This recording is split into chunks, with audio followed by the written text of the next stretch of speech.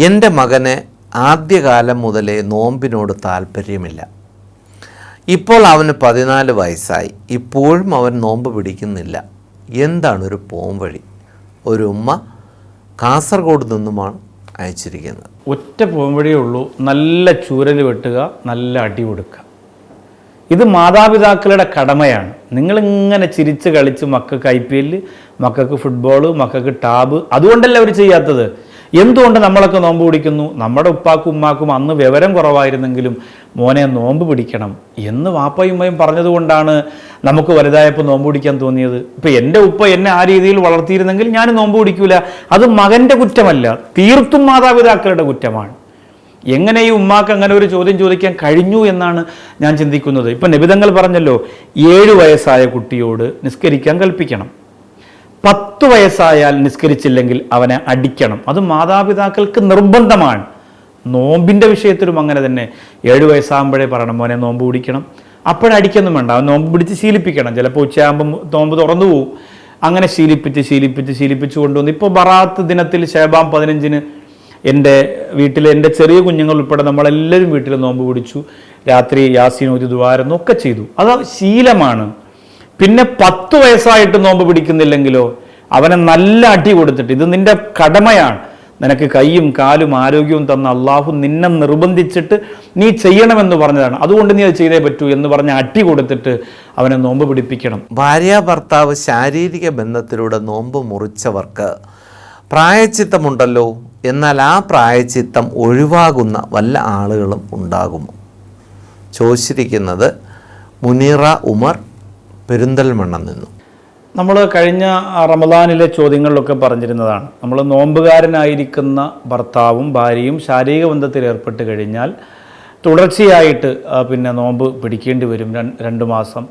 അതല്ലെങ്കിൽ പിന്നെന്താണ് 60 മിസ്കീന് ഭക്ഷണം കൊടുക്കേണ്ടി വരും. ഇതിനൊന്നും ഇത് ഒഴിവാകുന്നത് എപ്പോഴാണ്? ഇതിൽ നിന്ന് ഒരു മനുഷ്യൻ ഒഴിവാകുന്ന ആരെങ്കിലും ഉണ്ടോ എന്നാണ് ചോദ്യം. ഒഴിവാകുന്ന ഒരാളേ ഉള്ളൂ, അത് മാനസിക രോഗമുള്ള ആളുകളാണ്. അവർക്ക് ഈ പ്രായച്ചിത്തം പറയുന്നില്ല.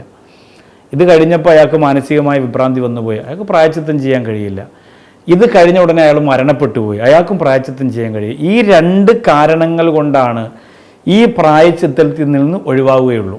ഇത് ഒരുപാട് റമദാനിൽ പ്രായച്ചിത്തത്തെക്കുറിച്ച് നമ്മൾ പറഞ്ഞിട്ടുണ്ട്. പക്ഷേ ആ പ്രായച്ചിത്തത്തിൽ നിന്ന് ഒഴിവാകുന്ന ആരെങ്കിലും ഉണ്ടോ എന്ന ചോദ്യം ആദ്യമായിട്ടാണ്. അങ്ങനെ ഒഴിവാകുന്ന ആളുണ്ട് എന്ന് പറഞ്ഞാൽ 2 ആളുകളെ ഉള്ളൂ. ഒന്ന്, ഈ സംഭവം നടന്ന ഉടനെ മരണപ്പെട്ട ആൾ, അയാൾക്ക് പിന്നെ പ്രായച്ചിത്തം ചെയ്യേണ്ട കാര്യമില്ല.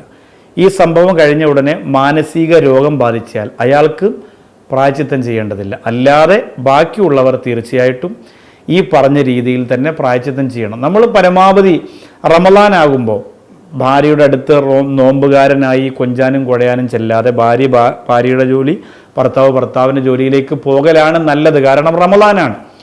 ഏതെങ്കിലും രീതിയിൽ ആഗ്രഹങ്ങൾ വന്ന് നമ്മൾ ചേർന്നിരുന്ന് അടുത്തിരുന്ന് പിന്നെ മറ്റു രീതിയിലേക്ക് കാര്യങ്ങൾ പോയാൽ നമുക്ക് നഷ്ടപ്പെടുന്നത് റമദാനിൻ്റെ ഒരു പരിശുദ്ധി കൂടിയാണ്. മാത്രമല്ല പിന്നെ അതിന് പകരം വീട്ടുന്നതിന്, അതിന് പകരമാകുന്നതിന് നമ്മൾ എത്രയോ കടമ്പകൾ പിന്നെ കടക്കേണ്ടി വരും. വളരെ ശ്രദ്ധിക്കണം.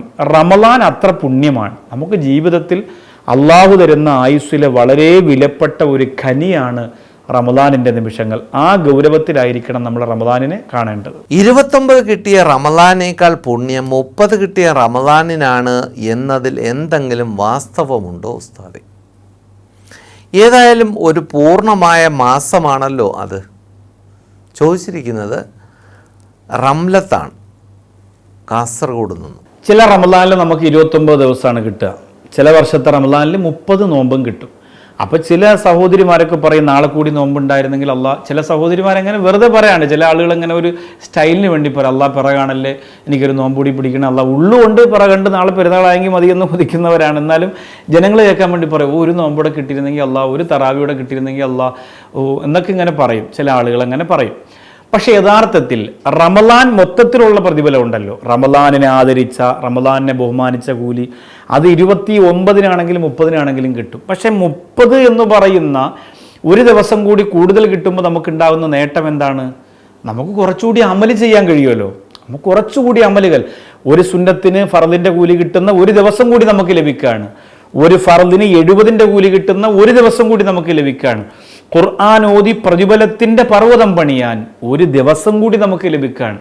അങ്ങനെ നമ്മുടെ അമലുകൾക്ക്, നമ്മുടെ കിതാബുകളിൽ രേഖപ്പെടുത്തുന്ന നന്മകളിൽ ഒരു ദിവസത്തെ കൂടി വലിയ പുണ്യത്തെ രേഖപ്പെടുത്താൻ നമുക്ക് സാധിക്കുന്നു എന്നതാണ് റമദാൻ 30 ആകുമ്പോഴുണ്ടാകുന്ന നേട്ടം. അല്ലാതെ 29 ആകുന്ന റമദാനിന് മാറ്റു കുറവാണ്, 30 ആകുന്ന റമദാനിന് മാത്രമാണ് മാറ്റു കൂടുതൽ, അങ്ങനൊന്നുമില്ല. 29ഉം 30ഉം എത്രയാണെങ്കിലും റമദാൻ തന്നെയാണ്. അതിൻ്റെ ആദ്യം മുതൽ അവസാനം വരെ ആദരിക്കേണ്ട കാര്യങ്ങളിൽ, ബഹുമാനിക്കേണ്ട കാര്യങ്ങളിൽ ആരൊക്കെ ചെയ്തോ ആ കൂലിയൊക്കെ ഒരുപോലെ തന്നെയാണ്. ഒരു ദിവസം കൂടുതൽ നമുക്ക് ലഭിക്കുമ്പോൾ അത്രത്തോളം അമലുകൾ കൂടുതൽ ചെയ്ത് നമ്മുടെ കിതാബുകളിൽ നന്മ അധികരിപ്പിക്കാൻ സാധിക്കുന്നു എന്നതാണ് പ്രധാനം. അള്ളാഹു മനസ്സിലാക്കാൻ തൗഫീഖ് തരട്ടെ.